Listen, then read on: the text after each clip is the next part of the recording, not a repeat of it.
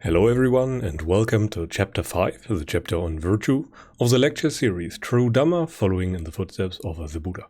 My name is Dr. Florian Lau from the Dhamma Hub, and today this is the overall 11th video of the entire lecture series.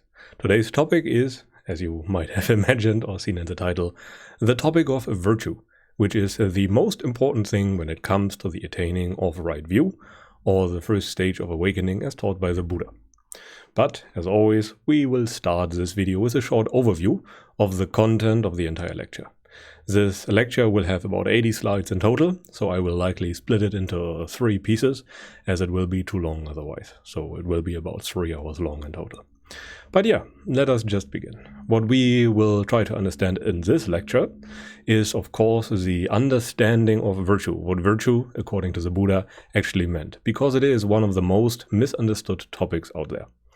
This is probably not an exaggeration when I say that even many seasoned monks do teach virtue very different from the Buddha's approach, from how he taught it. Then we will have another story time, and then we will try to understand the meaning of charity and merit in Buddhism, and then we will, at least in this lecture, dip into the fundamentals of the 5 precepts and the training rules for monks and nuns. We will probably continue that next week, or we will see how far we can come in this lecture. Then we have an in-depth look at what it means when we restrain our senses and what it means to endure bad feelings, because both things are very much fundamental for the attaining of any insight or for the attaining of any understanding about the nature of all things. Then there is a short discourse on the role of noble communities or noble friends. Then there is some parts on the Brahma Viharas, as without right view I would regard them as virtue, as an example, and not as a basis for insight. Whenever you see some discourses of the Buddha in the Sutta, as an example, that concern themselves with jhana, with Brahma Viharas, etc., it is always assumed that that kind of practice works on the basis of the right view, namely on the understanding of Dhamma. Without it, they cannot bring liberation. This is very important to keep in mind. And then we have a short explanation of the 4 right exertions, or the 4 right strivings, and then in the end there will be, as always, a short summary. But anyway, let us continue with the content of the lecture. And, as always, for those of you who want to practice what I explain here, and not just intellectually understand it, there will be 5 minutes of non-reactivity or mindfulness, which is, again, a very good exercise that you should do very often. And it doesn't have to take place on the meditation cushion or anything like that. You can be non-reactive in literally any situation, as long as your composure or mindfulness is well developed. It cannot just happen in the very beginning. You can very much try, and it is very good if you meditate under laboratory conditions. Otherwise, you will very likely be distracted, and that is not so good. Because in the beginning, the mind is very untrained, and as the Buddha explained, the practice the Buddha prescribed for his followers is a taming of the mind. And he always compared it, or often compared it, with the taming of a wild animal. So you should keep that in mind. In the beginning, any wild or feral animal is very reactive, and the same is true for our mind. But anyway, I will now just be silent for a moment, then you can pause the video for 5 minutes, and then we continue. Okay, I will assume that you are now done, and we will continue as normal with the lecture. Again, you don't have to follow any specific method. You can, if you wish to, if it makes it easier, especially in the beginning. There is some, let's call it, need for methods, as we can feel lost otherwise, but over time we should reduce our reliance on any type of formal method, which is very important, again. But now to the very fundamental problem of virtue when it comes to Buddhism, and the very likely most misunderstood topic out there. So what is it? Why is virtue misunderstood, and what does virtue even mean? First of all, virtue and morality overall, as explained by the Buddha, and as very likely explained in any other religion, is extremely misunderstood nowadays and misrepresented nowadays. One of the problems is that we in the West have a very Christian background that leads to a lot of preconceived notions about the very words virtue and morality. So the Christian and the Buddhist values are often mistaken, and the result is that neither of those are very fitting anymore. So what people think of as virtue and morality are neither the Christian thing nor the Buddhist thing, even though they obviously have a lot of overlap, which is also very important to keep in mind. So what is virtue? Well, virtue overall means good or wholesome. And the opposite of virtue is bad or unwholesome. And now we have to be careful, because wholesome and unwholesome are also words that are a bit overloaded. And virtue or wholesome just means for something to be in line with, or if you are not virtuous, if you are doing something unwholesome, then you are doing something that is contradicting with how things really are. And thus, the wholesome things lead you to awakening or to liberation from suffering, to a liberation of mind, while the unwholesome things lead you away from awakening and away from liberation from suffering. So you could translate wholesome and unwholesome as skillful and unskillful. But this always exists in relation to the overarching goal of freedom from suffering. So all the definitions as the Buddha used always exist in that context of freedom from suffering.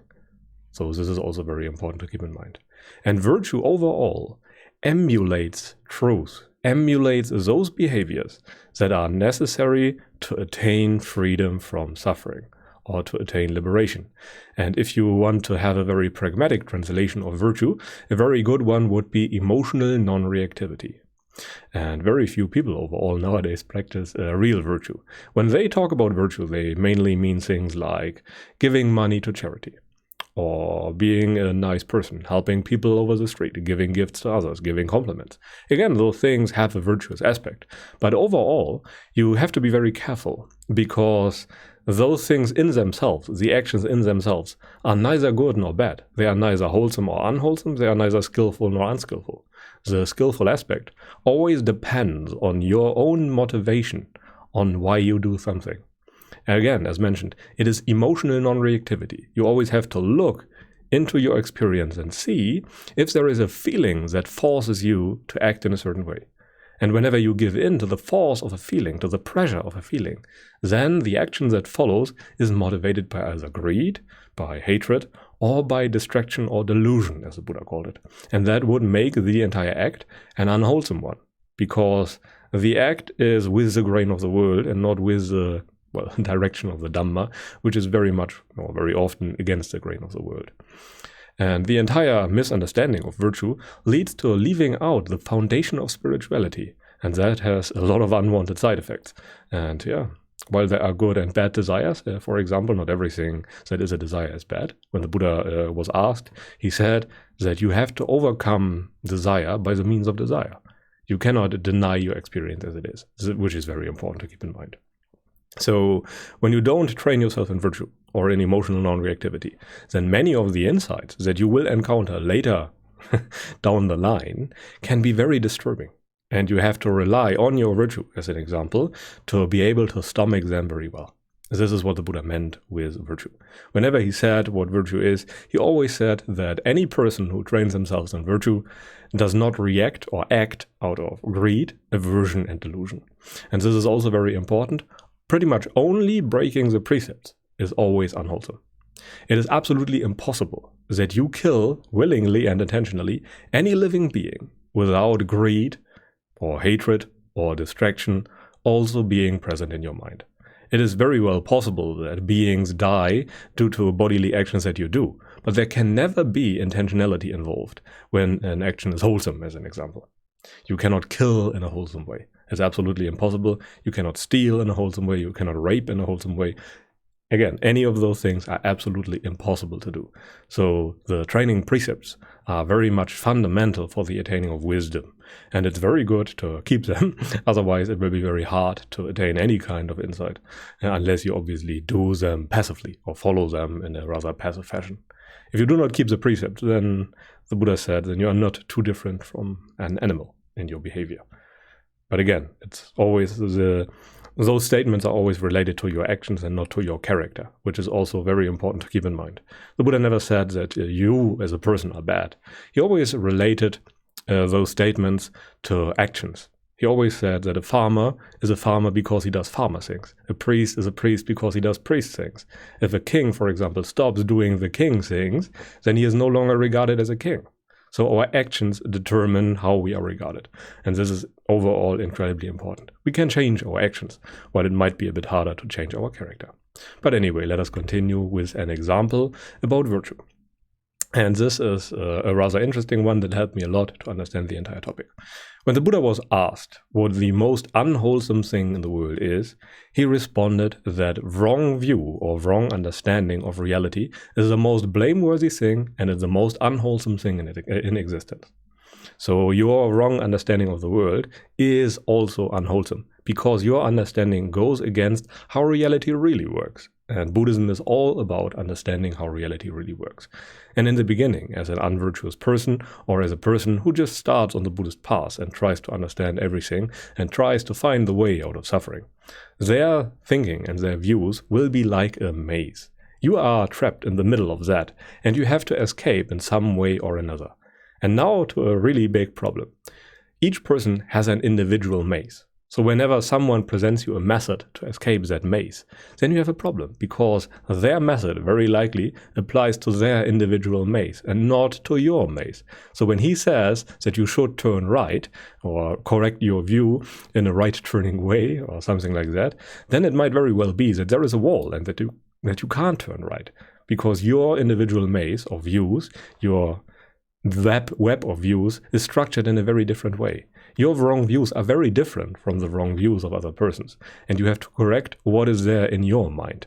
Your wrong misunderstanding or your wrong understanding has to be corrected by you, and any other person has a maze that might look like this. Their method is only of very limited help to you, and the method, the overarching, let's call it meta method, that the Buddha prescribed is really the best thing that we can come up with when it comes to statements that harbor general truths or universal truths.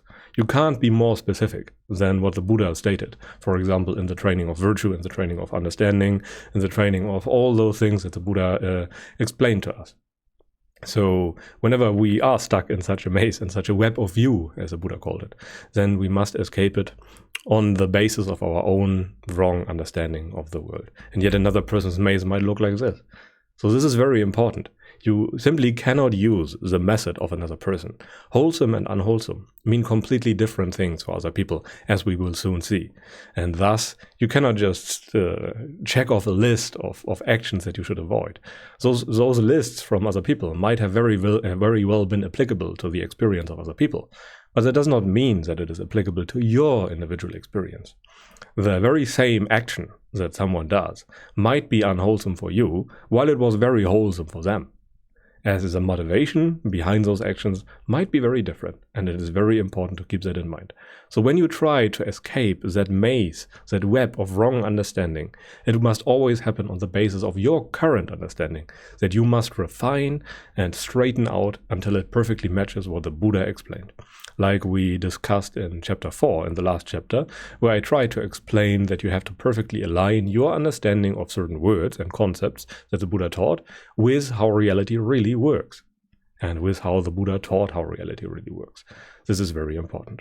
But anyway, I really like the maze metaphor, as it illustrates quite well how individual the entire thing is, and how difficult it can be to escape this kind of maze. In the case of those mazes here, those are randomly generated. It's not even clear that there is a way out. So sometimes you even have to tear down a wall or something. So hard can it be. But anyway, let us continue. And now to the very important examples on why virtue is such an individual thing that you cannot really follow any general method to end up at a good understanding. Because things can seem wholesome from the outside, but are not. As an example, going to the library is wholesome overall when you want to read Dhamma or when you want to inform yourself on meditation. But it can be very unwholesome if you just go there to procrastinate. Again, the difference lies in your motivation on why you go to the library. That motivation is not visible to anyone but to you. So you actually have to be very self-honest to find that, because other people cannot see it. Your motivations cannot be seen by other people. Other people might be able to read your very general emotions, but they can never see your feelings, your motivation on why you do something, because that motivation always exists in relation to the feeling, to the Vedana, to the judging of something as good, bad, or neutral.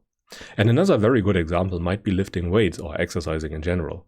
It is overall very wholesome if you do it for the right reasons. If you Try to lift weights, to cultivate some sense of discipline, to cultivate a healthy body, to cultivate some strength and enduring, then it is a very good thing. But if you do it just out of vanity, to look better, to attract people, or to be overall more well received by others, then those reasons are not so wholesome anymore. Then they won't assist you in your spiritual search. This is what wholesome and unwholesome is all about. So you have to be very careful. And again, charity as an example, to mask tax fraud, is also a very bad thing. Your motivation matters. Charity overall is a very good thing. But if you just give a gift to hide a misdeed of yours, then there's nothing wholesome about it anymore. And this is incredibly important. None of this can be seen from the outside. This is why self-honesty is so incredibly important when it comes to spirituality, because it is all about your inner workings of your mind and your individual wrong views. And only you can see them, and only you can correct them. Other people can supply some explanations to you, some external words that describe how it really is. But you have to incorporate those words into your own understanding and thus clarify how things really are. The effort at understanding is always with you. Other people can just suggest things to you, but you have to accept them and incorporate them into your understanding. And all of those examples always depend on your personal intentions. And intentions determine actions, which is also very important. This is why the Buddha equated karma with choices. So choices and intentions and all those things are pretty much the same. And actions are always, well, while they are not completely the same, you can practically equate them, because from an intention follows an action, as an example. But anyway, let us continue. And now to a really important example, because most people think that all what I explain right now is very limited to certain aspects of our behavior. And as an example, it is often said that meditation can never be unwholesome. And while it is true when you assume that you meditate rightly, it is not true overall. The Buddha very often criticized people for wrong kinds of meditation. And as an example, when the Buddha talked about meditation, he used it as an umbrella term for many things that are related to the meditative practice that we also discussed last time. He never said that just sitting under a tree and meditating on the breath is meditation. This is just one kind of meditation, one kind of thing that you can do while seated. And as an example, he often said that studying the Dhamma to win debates or to gain fame and fortune is a very unwholesome thing.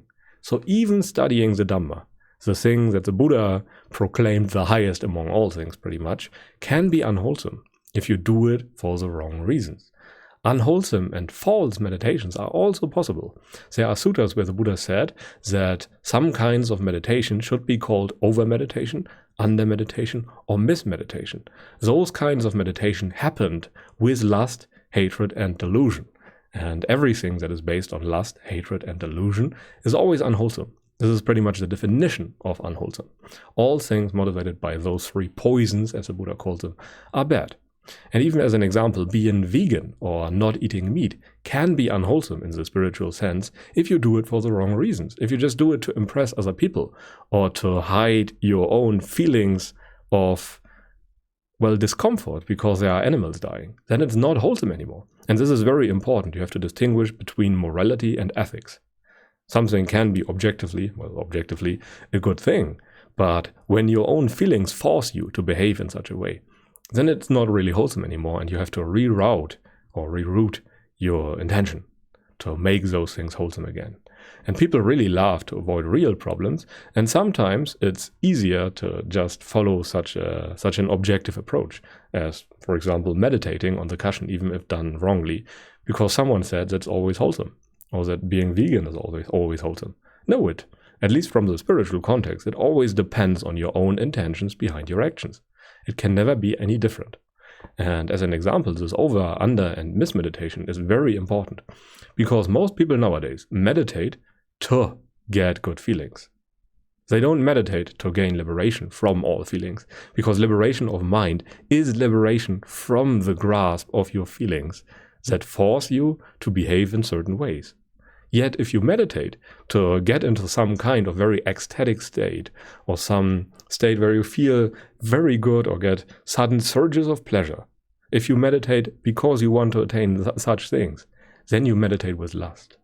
And when you meditate with lust, liberation can never be the result. Because liberation is the inability for any kind of feeling to touch you ever again. And when you are dwelling in a temporary liberated state of mind, for example, jhana, then those things can't touch you anymore. Feelings will not be felt by you in the same way as before. And again, in summary, if an act is unwholesome or wholesome, can change by the minute, as it is determined fully by the presence of craving. If you act, and craving is just an umbrella term for lust, hate, and delusion, if you act based on craving, then that action is unwholesome.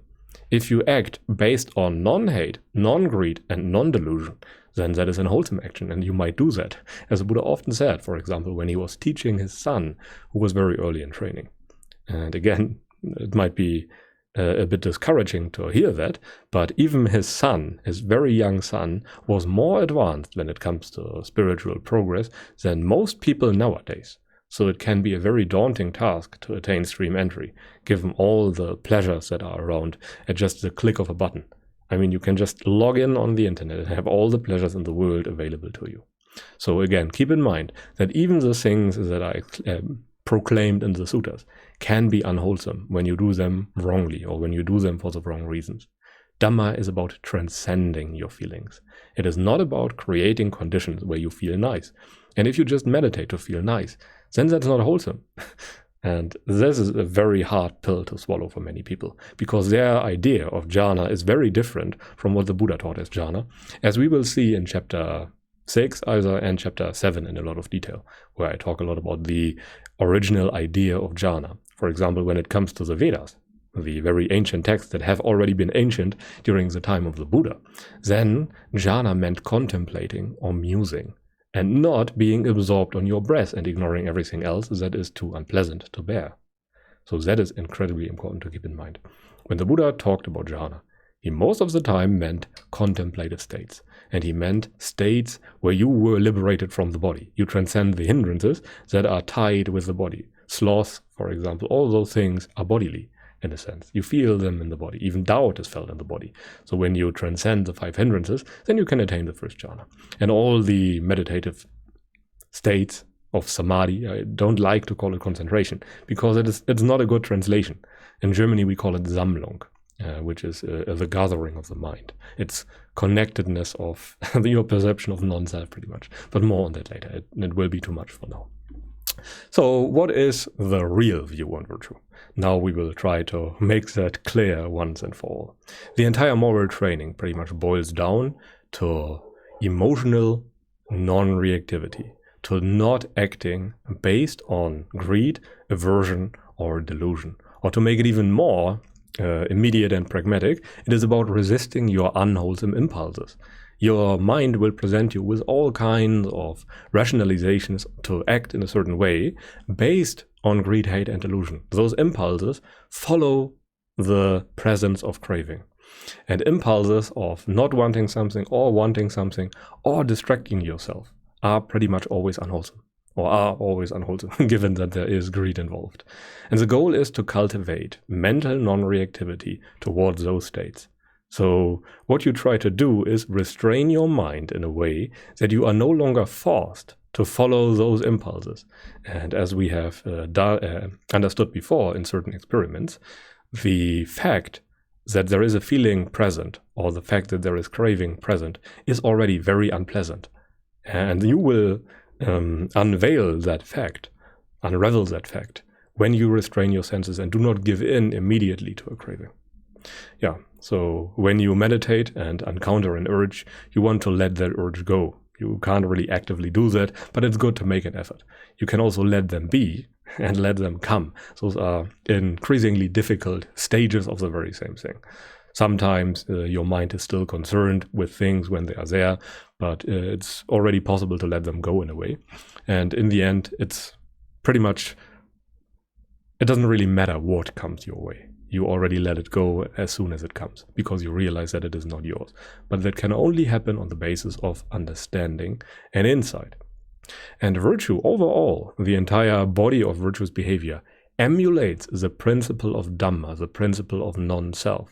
And by not acting out of greed, aversion, and delusion in prior stages, prior to right view, prior to stream entry, you are practicing Dhamma unknowingly without really understanding what Dhamma is, which is absolutely necessary to finally understand what Dhamma is. And the Buddha was very clear, for example, or the Arahant Summit was very clear and said that there is no Dhamma without virtue, but virtue is not Dhamma. Dhamma begins with stream entry, with the attaining of the right view. As this is also the reason why the Vijnana, the code of conduct, the moral conduct code, has been recited first at the first Arahant Summit, and then the Dhamma has been recited, because they have to be practiced in that order. There is no understanding of Dhamma without virtue, but virtue is not Dhamma. And it's very important to keep that distinction in mind. If you think that all you have to do is weaken your craving, then I have bad news for you. There is a distinct cutoff point where the weakening of craving turns into the uprooting of craving by wisdom. And meditation methods thus can be very deceiving, and it's very important to keep that in mind, because meditation methods, where you follow a mechanical set of instructions to attain a state of calm or peace or anything like that, can only weaken craving. And even then, at some point, it is very likely that you reintroduce craving for the nice meditative states. So you have to be very careful and very watchful, and maybe even stop meditating altogether for a time, just to see if there is an attachment involved. And when you have trouble starting to meditate again, as an example, because it is a bit unpleasant, then you likely can meditate without a second thought, because you are not attached to it. And again, the Buddha said that you overcome desire by desire. Some desires are good and lead to less desire in the future, and some desires are bad. And it's very important to learn the difference. People always are under the assumption that all desires are bad. The Buddha did teach that ultimately, but it's a gradual training towards the end. You have to use your desires skillfully, because you are completely affected by your desires in the beginning. And you cannot change that state. You can only modify it gradually, because the entire world works based on the laws of graduality, on the laws of cause and effect. And we cannot really change that. We have to work with it and not against it. Again, very important to keep that in mind. But anyway, let us continue. Now it is time for the 5th story time, based on the book, The Life of the Buddha. And this time we talk a bit about very important disciples. And between the first and the second rain retreats after the Buddha's enlightenment, the monks, Sariputta and Moggallana, were training under Sannyana, another monk, another spiritual teacher. And they had a pact, or they had decided to agree upon the fact that they would inform the other should any one of them find the deathless state or find Nibbana. And then Sariputta encountered the monk Assaji and attained stream entry just from the following 4 lines. And I think that Assaji was one of the first 5 disciples of the Buddha, but I'm not sure. Their names always occur repeatedly during the discourses in the Pali Canon. And that monk pretty much said only the following to Sariputta. The perfect one has told the cause of causally arisen things and what brings their cessation to. Such is the doctrine preached by the great monk. At that time he was called the great monk, as he was not very popular yet.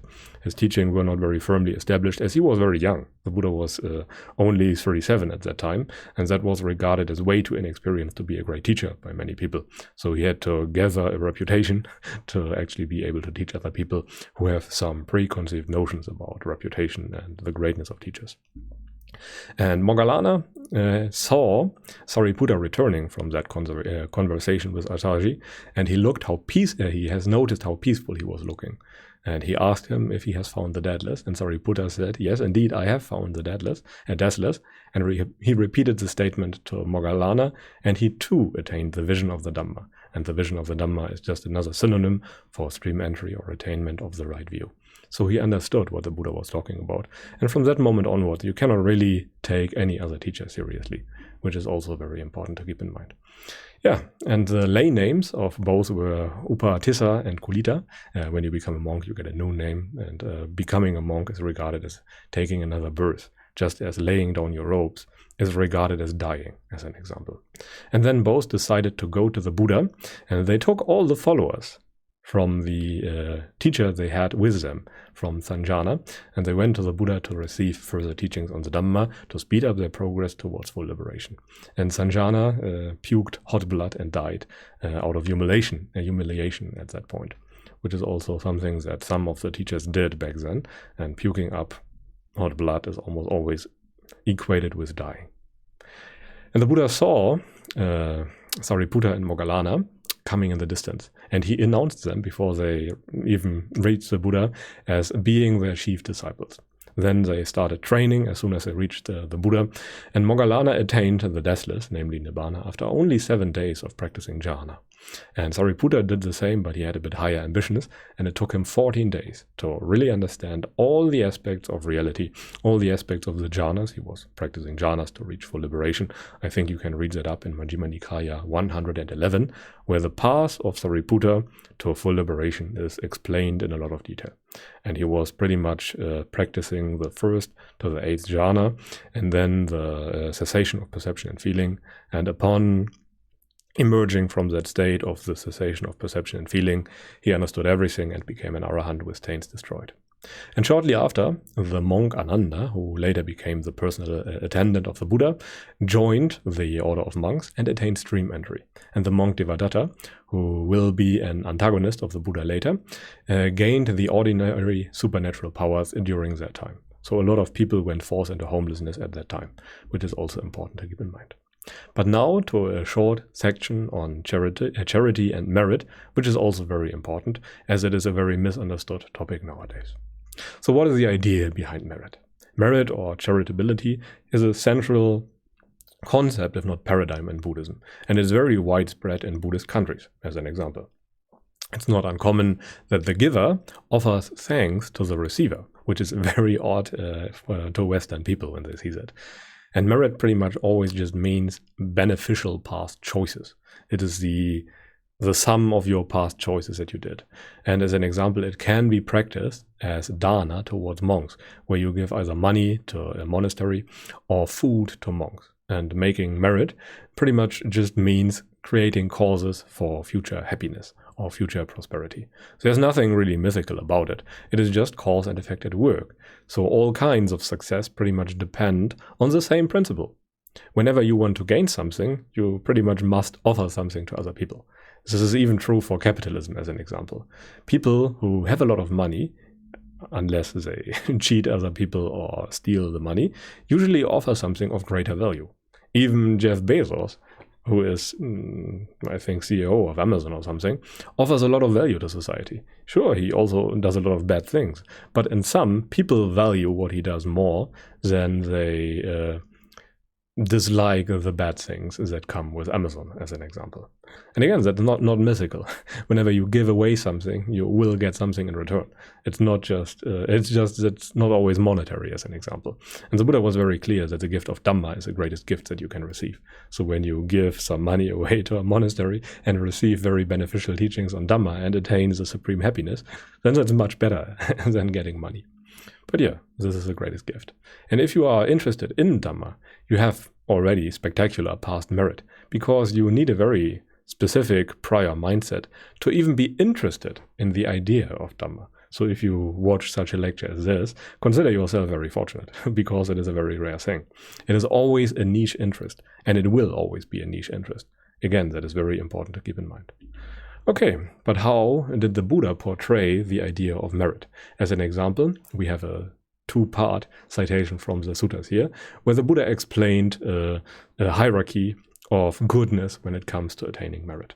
And he said pretty much, even more fruitful householder than the great alms offering that the Brahmin Vilama gave, and feeding 1 sotapanna is feeding 100 sotapannas. A sotapanna is one person of right view, and whenever you encounter such a statement in the suttas, you will see a person of right view and not a sotapanna, which is also very important. And even more fruitful than feeding 100 sotapannas is feeding 1 once-returner. That is a person who has completely destroyed greed and hatred towards sensuality. And even more fruitful than feeding 1 once-returner is feeding 100 once-returners. And even more fruitful than that is feeding 1 non-returner who has completely destroyed the 5 lower fetters. And even more fruitful than that is feeding 100 non-returners. And more fruitful than that is feeding a single arahant. And more fruitful than that is feeding 100 arahants. And feeding one Pachika Buddha, which is a private Buddha who found liberation without the help of anyone else, but was unable to teach it, is feeding 100 private Buddhas. And more fruitful than that is feeding the Tathagata, which is the name the Buddha used most often when he referred to himself, the Arahant, the perfectly enlightened one. That gives you even more merit. And he continues, and feeding the Sangha of bhikkhus headed by the Buddha is even more fruitful than that. It makes even better merit. And building a dwelling dedicated to the Sangha of the 4 quarters is more fruitful than that. And for one with a mind of confidence to go for refuge to the Buddha, to the Dhamma, and the Sangha is even more fruitful than that. And as you see, the more closer we come to actually practicing the Dhamma, the more merit the acts generate. And and even more fruitful than that is for a person who has gone forth is to keep the 5 training rules. And even more fruitful than that is for one to develop a mind of loving kindness or a mind of friendliness, an attitude of friendliness towards all living beings, even for the time that it takes to pull a cow's udder. And even more fruitful than that would it be to develop the perception of impermanence just for the time of a finger snap. This is the most meritorious thing that you can do. And again, you can scan the QR code here to find the detailed description of the entire sutta. I have to shorten them, otherwise they do not fit on the slides. This is from the Anguttara Nikaya, the Book of the 9, Sutta number 20. And as you can see, in the end, the perception of impermanence requires you to have the right view. And just for the time of the finger snip is enough for you to enter on the path of the noble ones, to at one day, in 7 lifetimes at most, to attain the full liberation of mind. This is why this is the ultimate merit, because it leads you to the ultimate happiness. And the further you progress here, the closer you come to the actual practicing of Dhamma, which is also very important to keep in mind. So the highest merit is always related to practicing Dhamma and not just to giving food, even though you can give food to other people who are very advanced on the path and make good merit. There should be no question about it. As an example, there is a story about a person who was giving food to a Pachika Buddha and later regretted it. As a result of that giving of food to the Pacheka Buddha, to the private Buddha, he was reborn in high Brahma worlds. And upon returning from there, he was reborn as a wealthy merchant. But he could not enjoy his wealth. Whenever he was trying to live in a luxurious house, there were flies or some other things were wrong. So as a result of his being remorseful about his gift, he could not enjoy his wealth, as an example. But he got it nonetheless, because it was still a very good deed that he was doing. He still could have used that immense fortune of his to do other good things, but he chose not to, as he was very miserly, as an example. But anyway, let us now continue. The Buddha listed a certain number of classical benefits when it comes to giving certain things to charity or giving gifts. And the Buddha named the following classical benefits of giving. I will later add a few more that are also very pragmatic in my opinion. And the first thing he said is that you will be liked by others and welcome everywhere. A person who is very free and giving is pretty much welcome everywhere. Further, nice and good people will radiate towards you. And this is one of the main reasons why it is so good to give food or dana to monks or monasteries, as an example. Because those are almost always nice people, and they will teach you the Dhamma in return. And a person that gives a lot has a good reputation and fame, which is something that most people desire. The Buddha even listed reputation and fame among the 8 worldly things that people are always looking for. And then, as a fourth aspect, a charitable person possesses inner confidence and has no problems with public speaking. Again, a person who is very immoral and behaves in a very bad way has a lot of trouble with public speaking most of the time. They are always kind of nervous, and a person, as an example, who lies a lot always has to remember what they said to not contradict themselves, so that others do not find out that they have been lying. Overall, unwholesome behaviors lead to remorse, and behaviors that are wholesome, like charity and merit and giving, lead to none remorse. And that is a very nice state to be in, as it is the absence of feeling bad, and that is kind of good. The Buddha even defined happiness as the absence of unhappiness in many suttas. And the more negative you think about others, the more you expect others to do the same, which is also very important. And as a last aspect, a charitable person has a good rebirth. This is something that you cannot verify in most cases. Most people cannot see the rebirth of other beings. Most people are incapable of remembering their past lives. Some people can, and for them it is quite clear. But overall, you pretty much have to go by faith. And this discourse has been given to a general, to a military general at the Buddha's time. And he said, I can verify the first benefits for myself in my own experience, but for the last one, he has to go by faith. And this is the situation that most of us are also in. And there are some other benefits that I like to add. For example, giving gifts to others teaches you to cling less by carryover. Simply by giving something away that you want, something material, some item or something like that you like to keep, you weaken your clinging. And it's easier to let go of wrong views if you already trained yourself in giving something away that was hard to give away. The Buddha distinguished between different kinds of people. He, for example, said that there is a gift of a beggar, the gift of a king, and something like that. And the king always gives something that is good, that is dear to him, and not just things that he does not want and does not want anymore. Everyone can give things away that he does not want, but giving something away that you cling to a degree, that creates true merit. And if you give food or other things to monks, you are more willing to listen to the Dhamma, as many people, especially when they are not that deep into Buddhism, regard it as a transaction. So they subconsciously often have the attitude that they should get something in return for the food that they gave. And thus it is much easier, at least for Western people, to accept the Dhamma and listen to the Dhamma when they first gave something to a monk, which is interesting, but that's just how the Western mind works. And further, giving gifts feels good once you get used to it, and fewer negative states of mind will arise as a result. Also, this is a very desirable thing for many people. And lastly, giving gifts helps you overcome craving, as the very act of giving something away that has meaning to you emulates the principle of Dhamma, which is the principle of non-self, of selflessness. So this is the overall law of Dhamma, the law of selflessness. There is no, you cannot find any self in your experience, or you cannot find anything that you could call legit self. There is sense of self, again, that is obviously there. We feel like a self most of the time. But ultimately, that sense of self is not yours, which is important to keep in mind. And giving is only virtuous if you do it freely. Stealing from others for good purposes is bad. This is also a huge problem.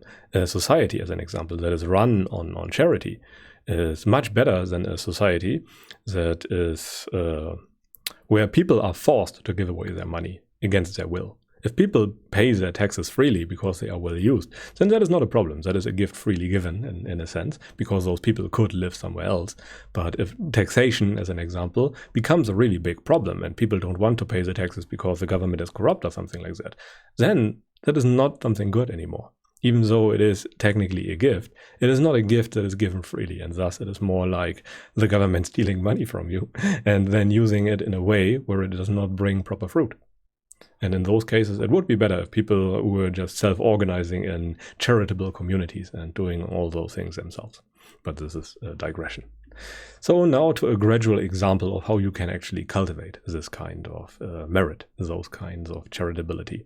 And again, it's always a good idea to start gradually. Thus, I listed things in order of ascending difficulty.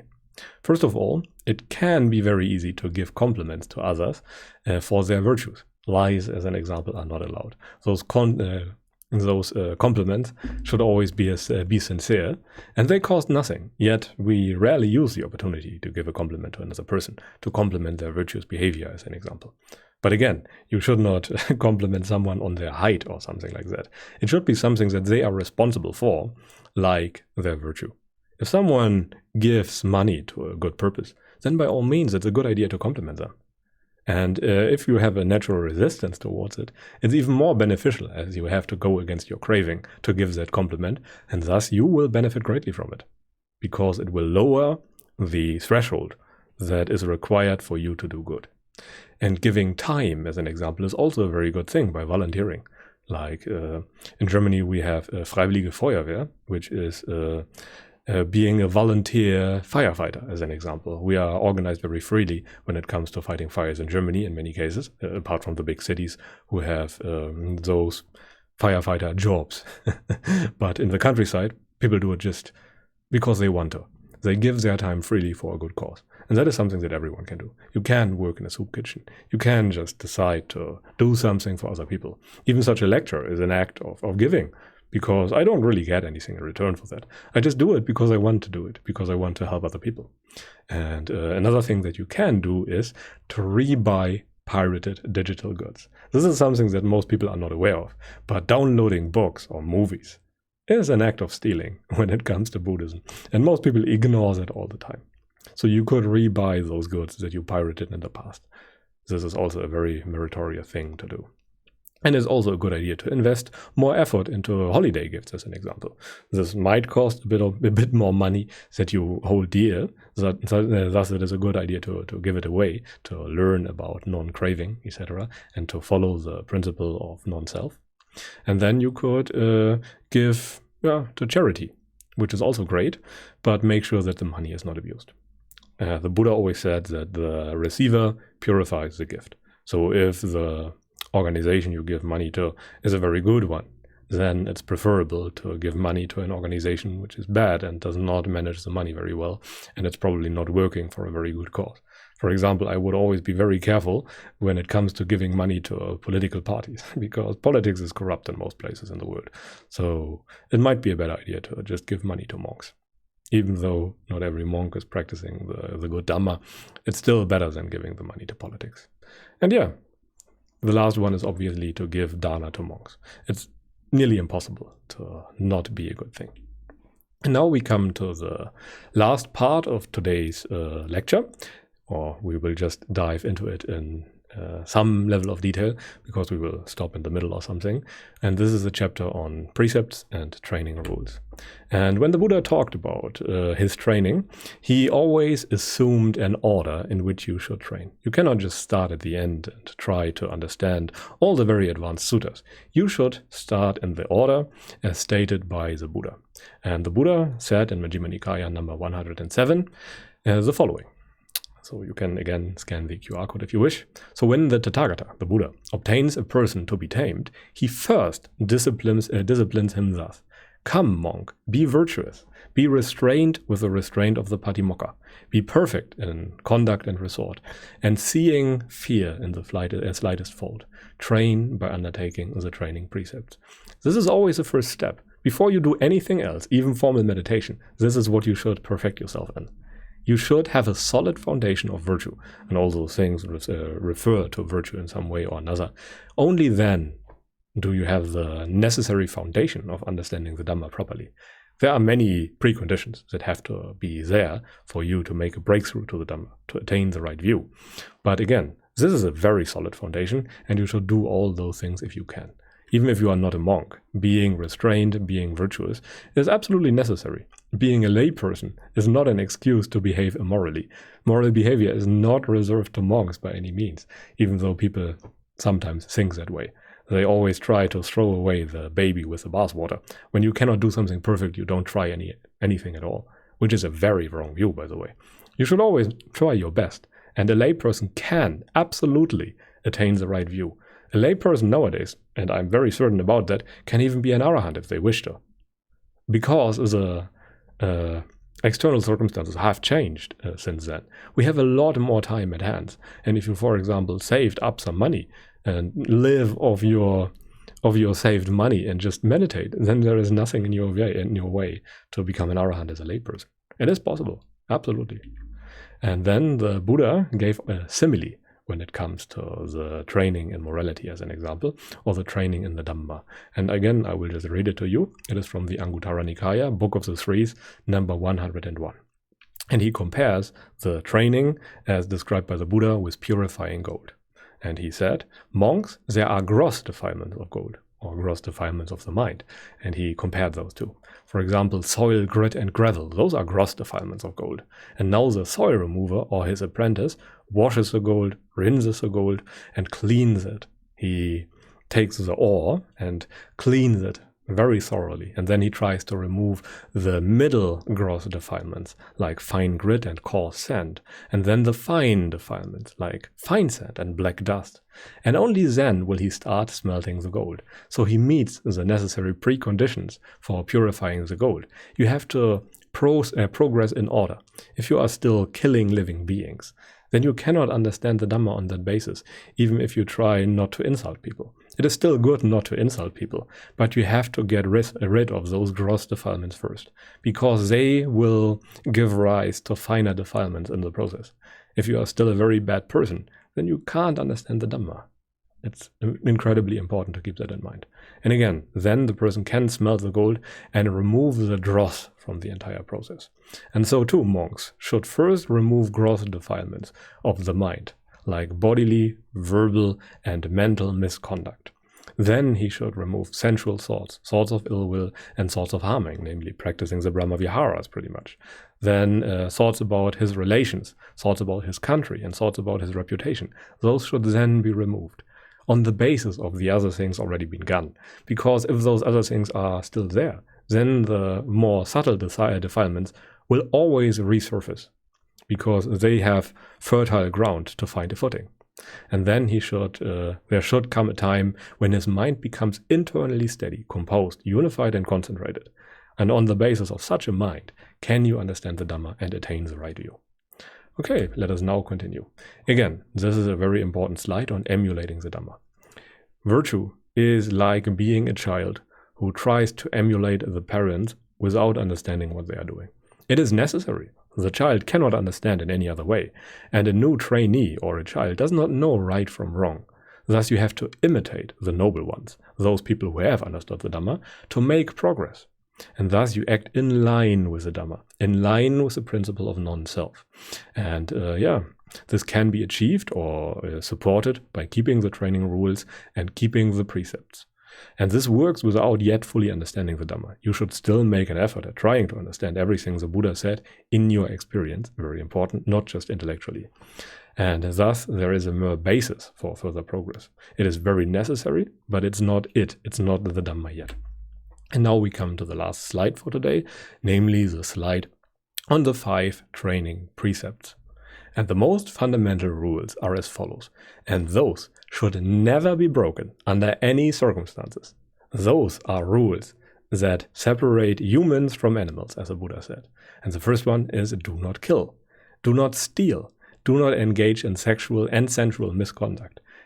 Sensual misconduct is also very important, like taking heavy drugs. That's not good. You should not do that. And you should not lie. You should not slander. You should not idly shatter. You should not overall engage in false speech. And the Buddha gave a very broad definition for what false speech is. And the last one is do not take drugs. Do not take any drugs that lead to heedlessness. And this includes alcohol. For an example, I have not drank any alcohol in, 5-6 years, which is good. It's good if anyone does it. Those should be unbreakable rules that you never even consider breaking. This is the necessary intensity with which you should keep the precepts. They should be that important to you. It should be such a high priority. There shouldn't even be a thought of killing in your mind or a thought of stealing. But those things can only happen on the basis of not acting out of them. First, you train yourself in the body, then you train yourself in speech, and then you train yourself in mental acts and refrain from doing anything unwholesome there, just as the Buddha explained in the simile of the purifying gold, which is again very important. And breaking the 5 precepts, and again this is very important, is always rooted in unwholesome desires. It is not possible in any other way. When you take drugs that lead to heedlessness, that has a purpose. And if you have no greed or desire for gaining something, then you can't take drugs. You can't lie if you are not trying to get something or avoid something. You only lie with that purpose, with that motivation in your mind. You cannot rape someone without lust or greed, without wanting that good feelings and, tolerating all the bad stuff that comes from it. And you can definitely not steal without trying to get something. And again, you cannot kill without either wanting to eat the meat of an animal that you killed, or without hatred in your mind for a person that you are killing now. It is absolutely impossible. And those 5 precepts should never be broken. Again, the keeping of the precepts is what the Buddha said, separates animals from civilized humans. But okay, I think that is enough for today. Now is a good time to write down any questions that you still have in the comment section. Please always start a new thread, so YouTube will inform me and I can answer your questions. I will collect them and answer them in a separate video at the end of the lecture, so that all people can benefit from them in the format of a video, because it's much more likely that people watch a video than that they would read a YouTube comment, as an example.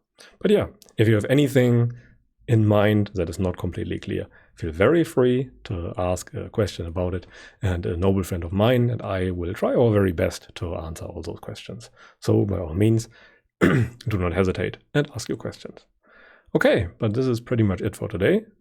Again, thank you very much for staying with me until the end. If you know anyone who you think would profit from such a lecture because they have a either wrong understanding of Buddhism or are new to Buddhism, then by all means recommend this lecture to other people. I would be very grateful for it. It's good, in my opinion, if such lectures get an audience, a bigger audience. But yeah, again, thank you very much, and I think that's it for today. Have a nice day and goodbye.